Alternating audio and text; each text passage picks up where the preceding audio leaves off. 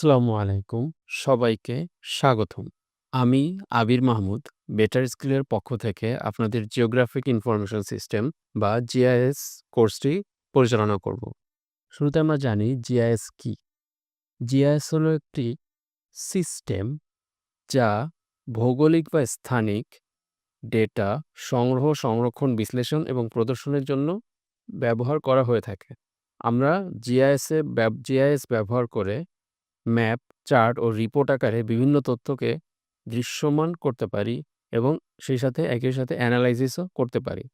উদাহরণস্বরূপ কোনো একটি এলাকার জনসংখ্যা, অবকাঠামো, রাস্তা, নদী, খাল, বিল বা অন্যান্য যে আ ভৌগোলিক বস্তু আছে, সবকিছুর অবস্থান ও বৈশিষ্ট্য একসাথে দেখানো বা অ্যানালাইসিস করতে পারি। সো এরপরে আমরা জানি যে জিআইএস এ আসলে কোন ধরনের ডেটা নিয়ে কাজ করে। জিআইএস এর ডেটাকে ডিফারেন্ট অ্যাঙ্গেল থেকে ভাগ করা যায়। শুরুতে আমরা জানার চেষ্টা করি স্পাশাল ভার্সাস নন স্পাশাল ডেটা। সো এখানে আমি শুরুতে ২ টা প্রশ্ন করেছি। "Where is this building located? And how many stories does the building have?" So শুরুতে হচ্ছে আমি বিল্ডিং এর লোকেশনটা জানার চেষ্টা করছি। লোকেশন আসলে ২ ভাবে জানা যায়। একটি হচ্ছে সেটার এক্সাক্ট লোকেশন, আরেকটি হচ্ছে সেটার রিলেটিভ লোকেশন। এক্সাক্ট লোকেশন বলতে আসলে বোঝায় যে সেটা ভূপৃষ্ঠের কোন জায়গায় অবস্থিত। সেটা এক্সাক্ট ল্যাটিটিউড এবং লঙ্গিটিউড এবং একই সাথে আ রিলেটিভ লোকেশন হচ্ছে অন্য কোনো বস্তুর সাপেক্ষে কোনো বস্তুর অবস্থান। যেমন আপনার বাড়িটি হসপিটালের কোন দিকে? আপনার বাড়িটি স্কুলের কোন দিকে? এখানে আমি স্কুলের সাপেক্ষে একটি বস্তু বা আপনার বাড়ির লোকেশন বোঝানোর চেষ্টা করছি। সেই ক্ষেত্রে আসলে রিলেটিভ লোকেশন ব্যবহৃত হচ্ছে। সো এক্সাক্টলি কোথায় ভূপৃষ্ঠের কোথায় কোনো একটি বস্তু বা কোনো একটি প্রতিষ্ঠান অবস্থিত সেটি হচ্ছে আমার স্পাশাল ডেটা। স্পাশাল ডেটা ভেক্টর ফরম্যাট বা রাস্টার ফরম্যাটে আমরা সাধারণত পেয়ে থাকি। ঠিক একইভাবে ২য় প্রশ্ন, how many storage does the building have? মানে বিল্ডিংটি কত তালা? এই প্রশ্নটির সাথে আসলে আ ভূপৃষ্ঠের অবস্থানের কোনো সম্পর্ক আসলে নেই। এটি আসলে ওই বিল্ডিং এর কতটি ফ্লোর আছে বা বিল্ডিং এ কোন ধরনের অফিস আছে, এটি আসলে নন স্পেশাল বা অনেক সময় এটাকে অ্যাট্রিবিউট ডাটা বলা হয়ে থাকে। সো জিওগ্রাফিক ইনফরমেশন সিস্টেমে এই ২ ধরনের তথ্যকে একত্র করে যাতে আমরা অবস্থান এবং বৈশিষ্ট্য দুটোই বিশ্লেষণ করতে পারি। এরপরে আমি যেই ডেটা নিয়ে কথা বলব, এটি আসলে ডেটা ফরম্যাট। কোন ডেটা ফরম্যাটে আমরা জিআইএস এ কাজ করে থাকি।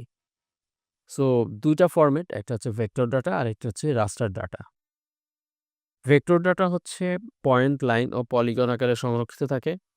পয়েন্টের ক্ষেত্রে স্কুল বা হাসপাতালের অবস্থান, আ লাইনের ক্ষেত্রে রাস্তা, নদী, খাল, বাঁধ এই ধরনের ফিচার এবং পলিগনের ক্ষেত্রে জমির সীমানা, ওয়ার্ড বাউন্ডারি, জেলা বাউন্ডারি, কোনো একটি দেশের বাউন্ডারি আকারে যে তথ্য বা ডেটা আমরা পেয়ে থাকি সেটা হচ্ছে পলিগন। এরপরে যেটি আমরা দেখি সেটা হচ্ছে রাস্টার ডেটা যেখানে পিক্সেল বা গ্রিড আকারে তথ্য সংগ্রহীত থাকে। পিক্সেলের ব্যাপারে আমরা সবাই জানি যেহেতু যখন আমরা মোবাইল কিনি তখন আসলে আমরা আ তখন জানার চেষ্টা করি যে মোবাইলের ক্যামেরাটি কত পিক্সেল। সো যতগুলো পিক্সেল অ্যাকচুয়ালি ততগুলা গ্রিডের মাধ্যমে আপনার ছবিটি সংগ্রহীত হবে। যত বেশি পিক্সেল হবে আপনার ছবির মান তত ভালো হবে। সো রাস্টার ডেটা সাধারণত স্যাটেলাইটের মাধ্যমে বা ড্রোন বা এরিয়াল কোনো ভেহিকলের মাধ্যমে আসলে রাস্টার ডেটা কালেকশন করা হয়ে থাকে। আ তাছাড়া আ একটি আ এনালাইসিস আছে যেটি আমরা এই কোর্সে দেখাবো, যের মাধ্যমে রাস্টার ডেটা প্রডিউস করা যেতে পারে পয়েন্ট ডেটা থেকে। আর রাস্টার ডেটা দিয়ে সাধারণত ভূপৃষ্ঠের উচ্চতা, তাপমাত্রা, বৃষ্টিপাত এই ধরনের তথ্য এনালাইসিস এবং দেখানো যেতে পারে। তো আমি আগেই বলছিলাম ভেক্টর ব্যবহার হয় আলাদা, আলাদা বৈশিষ্ট্য দেখানোর জন্য। আর রাস্টার ব্যবহার করা হয় ধারাবাহিক বা কন্টিনিউয়াস ডেটা দেখানোর জন্য। এরপরে আমি আ মোস্ট অ্যাপ্লিক্যান্ট কিছু জিআইএস অ্যাপ্লিকেশনস এর কথা বলব। সো শুরুতে যে দুটি থাকছে এইচডি এনভায়রনমেন্ট এর আর্কজিআইএস ডেস্কটপ এবং আর্কজিআইএস প্রো।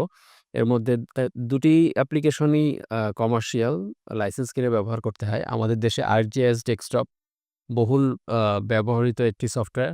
সাধারণত আমাদের অফিস বা ইউনিভার্সিটিগুলোতে এই ArcGIS ডেস্কটপই ব্যবহার করা হয়ে থাকে। তৃতীয়ত আরেকটি সফটওয়্যার আছে যেটি open source free software QGIS আমার সবচেয়ে প্রিয়। আমি কাজ শিখেছি ArcGIS ডেস্কটপ দিয়েই, কিন্তু আমার প্রিয় সফটওয়্যার QGIS কারণ এটি ফ্রি এবং এখানে অনেক বেশি ফিচার আপনি প্লাগইনের মাধ্যমে ইচ্ছামতো ফিচার আ নামিয়ে নিতে পারবেন বা তৈরি করতে পারবেন। আ এবং ফাইনালি আরেকটি আ আ সফটওয়্যার বা এটা actually a web based Google earth engine আ বড় আকারের রিমোট সেন্সিং ডাটা বিশ্লেষণের জন্য ব্যবহার করা হয়। এটির জন্য কোডিং এর প্রয়োজন হয়। সাধারণত জাভাস্ক্রিপ্ট ব্যবহার করা হয়ে থাকে। তাছাড়া আপনি যদি পাইথন জেনে থাকেন, পাইথন ব্যবহার করেও Google আর্থ ইঞ্জিন ব্যবহার করতে পারবেন। আমরা এই কোর্স মূলত ArcMap দিয়ে শুরু করব, কারণ এটি বেসিক থেকে উন্নত সব ধরনের কাজ শেখার জন্য উপযুক্ত।